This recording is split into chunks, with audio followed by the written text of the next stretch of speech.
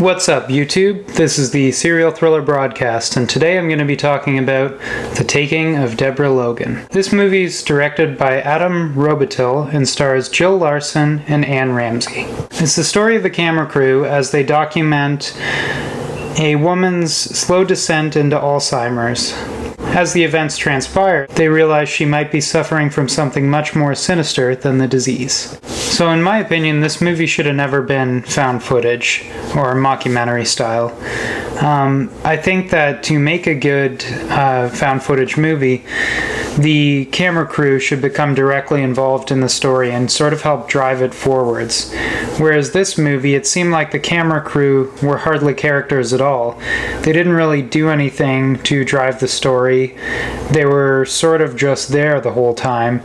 And I felt like the whole time I was watching it that everything that the camera crew was doing could have been accomplished in the story through the characters they actually had already, like the Alzheimer patient and her daughter and the friend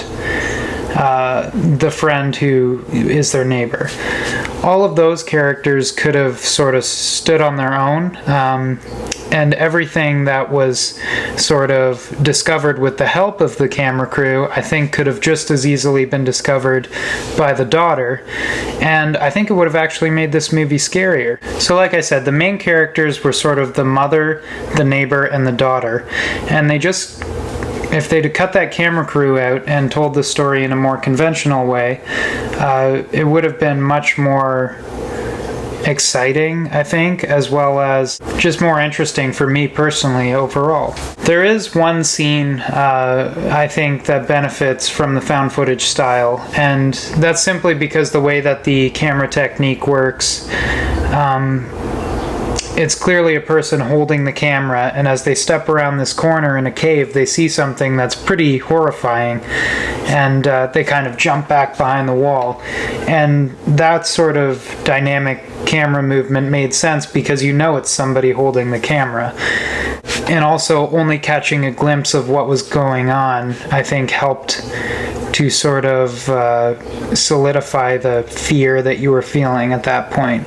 That was the one shot in the movie that I thought, it makes sense for them to do that found footage style, because I can't really think of that being more frightening through conventional techniques. It basically puts you in the shoes of the person that's holding the camera, and I think that's really what it added to it. So if you do decide to check this movie out, try to imagine it after you watch it without the camera crew, and see if you think that it might have been better that way. I don't think it's too much of a stretch to even assume that this script might have originally been written without the camera crew in mind, and they might have just taken the found footage thing and put that in there as a way to save money on filming, because generally I think found footage movies are cheaper to make, and they all tend to make their budgets back at least, so why not?